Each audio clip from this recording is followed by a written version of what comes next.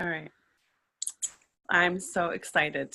I'm glad that you are here because Ross Tayler, when we first talked, it was not a yes, and now it is. And so this is great to have you aboard.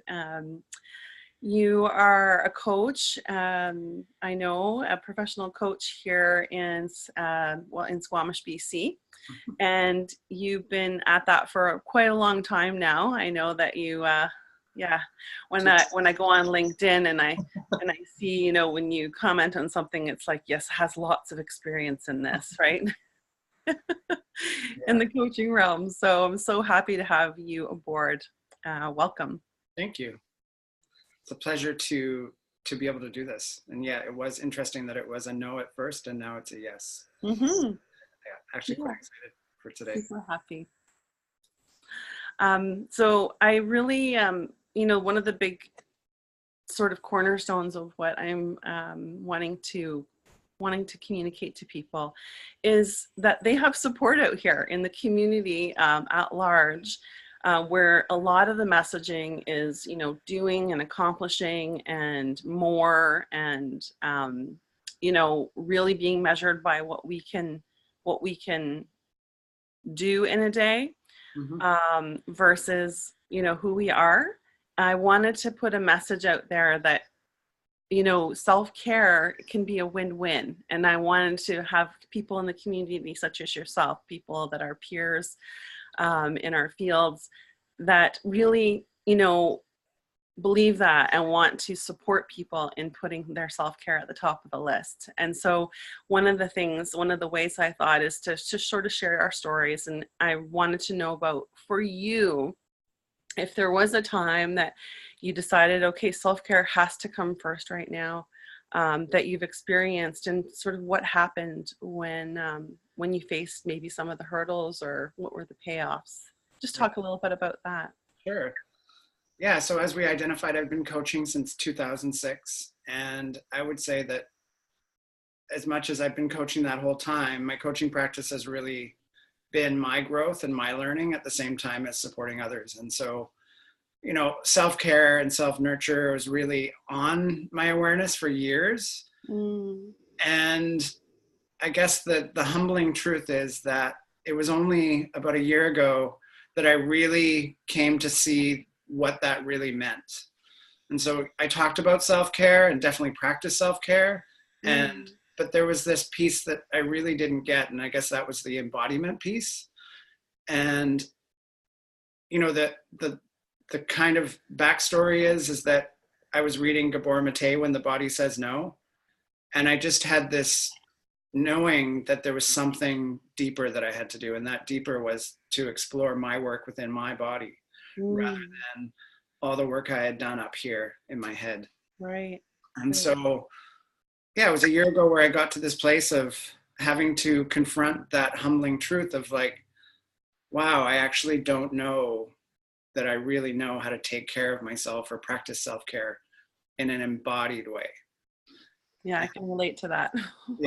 Yeah. And so, yeah, recognizing that for myself, my body was trying to tell me something, both physically and also like, in the realms of pain and signs. And yeah, so what I embarked on was this like commitment to do somatic therapy and somatic work and really uncover those hidden aspects of myself that were wanting to be healed, really. Oh, lovely. I love this. So, so is it somatic experiencing or something like that, or is it like a just a straight up body-centered therapy type of? Kind of a mixture of everything. So the woman that I'm working with is a physiotherapist first and foremost. Oh. And she's surrounded that with different somatic pieces, one of which is a Komi, and then some other body-mind, links. And it's just been a beautiful experience. Yeah. Wow. Okay. So, like I'm hearing that you really have enjoyed it. And I wondered, before you decided, was there any sort of, or has there been since, any kind of hurdles where putting that self-care piece first has become difficult or hard to juggle? it really is just because it really became a must do. Like I want to say that, when I came to this awareness, it was my step one. Like, we have a healing space in our house, and rather than identify that I'm going to meditate for an hour, I'm going to do this for, whatever length of time, I started by saying, I'm going to show up in this room every morning at 7:00 and do what my body wants to do. Which was this really spacious kind of invitation. And then from there, like, I did have a self-care practice in terms of getting up early, but from there it was just this self-discovery of like, oh, what do I need right now? What do I need today? And that kind of evolved over the last year as I started to do the somatic work as well. So, and actually the somatic work, I actually saw a couple different therapists and then found this one. And then, remembering that I've done Hakomi work and somatic work with you as well years ago, so there was always kind of there. And I feel like my coaching is very body-based, even though not expressly body-based. I feel like it, so it's always been there, but it was just that embodiment piece for me. And so anyway, it's like, it's a non-starter for me. It's like, I have to start with me every day. Right. Yeah. Wow, what a commitment. That's amazing. I love that. And has that impacted, in ways that you hadn't foreseen? Yeah. I mean, it's hard to make it concrete in some ways, like, but meditating every morning, first thing when I get up, has been I've noticed a huge difference in my everyday. It's like I can bring that practice into my everyday and every moment. There's still times where I'm very human and, go off the rails a little bit, and that's fine. But it's like that practice kind of filters into my whole day, and I can go back to that space, which is great. Oh, I love that. So I'm hearing that the regularity of it, the consistency of it, and that you've created a space in your body that knows about that self-care and that way of being, that mindful state. And so is there actually a part of the body that's more held than anywhere else? Good question. I feel like, it's definitely like in my heart and in my solar plexus. It's those two places where I feel it the most. Yeah. And really the knowing what it feels like to not be in my head. Yeah, right. Even though, that's a really great place for me to be, and I create a lot from that place and it helps me. But just knowing the difference. Actually having, so can you tell me a bit more about that? Just a tiny bit more about what the difference might be? Well, I guess, one of the big pieces that came from this exploration of somatic work has been this awareness that I've actually spent a lot of time out of my body. And so, I think my head, even as I say, I think my head is kind of where I found refuge of like trying to think my way through things and kind of hiding out. And my essence would be, up here. And so not being in my head and trying to come from my heart and speaking my truth, like, it really, like, the best way to describe it is it just gives you all this space, like, and freedom and this knowing that shows up. I still get worked up about details sometimes, and how am I going to get from A to B, and what are the steps in between, and I think that's my strength in a lot of ways. But I also know that I can rest in and relax into the space of like not knowing, and drop into my heart and breathe, catch my breath and be like, you know what, it's okay.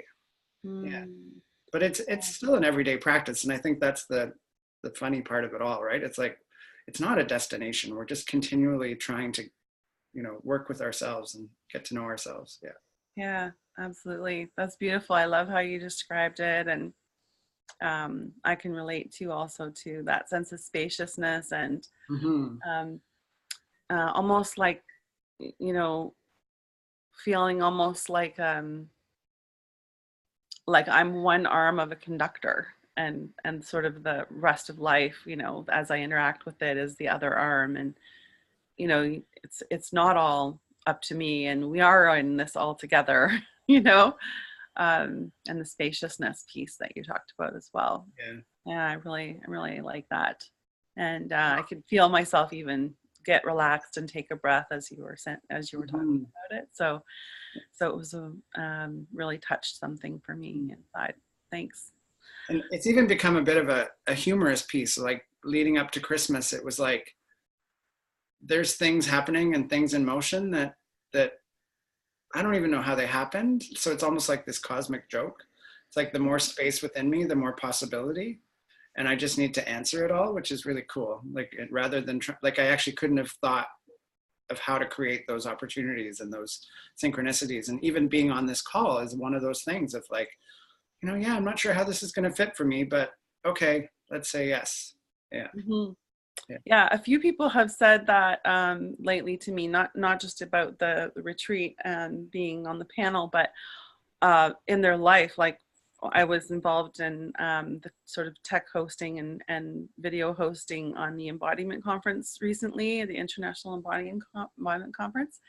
And a few of the people I've talked to were like, well, everything in me was an absolute no, but then I got on the phone and I heard the word yes popping out of my mouth. And it was like without any thought or any, you know, registering like I'm about to say yes. And so I really like that. I like that, how you described that, how that experience happens. All of a sudden, it's just kind of like something inside you just knows. Well, you and I had a check-in at one point saying, what exactly did I say yes to? Because my body is like, ah. Yeah. Yeah. Right. Like, okay. Yeah, we're good. Yeah. It's great for, you know, like connection. I heard this thing the other day about connection and safety and with the body, and defining safety as not the absence of threat, but as the presence of connection. Mm-hmm. So I love that you reached out in that moment and decided to want to connect about it. Oh yeah, because there was a part of me that was like, I gotta run, I can't do this. Yeah.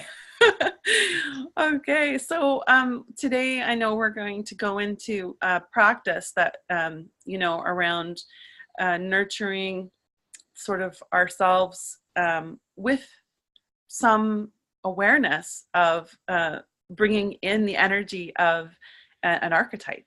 Yes. And that's exciting to me. I really, I've done a little bit of work with the archetypes, but I know that it's really helped me. And when I coached with you, it was really helpful for me too, because I have a really vivid imagination and I can really go into character and all that. Right.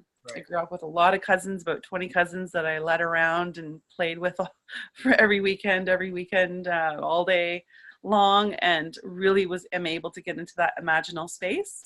Right. And I know that can be a very healing one. So I wanted to invite people to just, you know, bring their inner child in at the same time as we welcome in this session with you, guiding them through an awareness in the body of maybe some of those places and where archetypes might show up. Mm-hmm. So I will ask you if there's any setup to this. Yeah, the only setup, which is actually really important, would be to do whatever you need to do to make yourself feel comfortable for this time together. And that might be grabbing more pillows. It might be grabbing a blanket so you're warm. It might be stopping and going to the bathroom before you start. Anything that is going to help you to be fully in this experience, maybe lighting a candle, perhaps lighting some incense, anything that is going to make your body or your being feel the most comfortable as we have this experience together. Yeah. Okay, that's great. All right, well, this is great. I'll give people a moment here to go ahead and do that, and we'll begin in just a minute.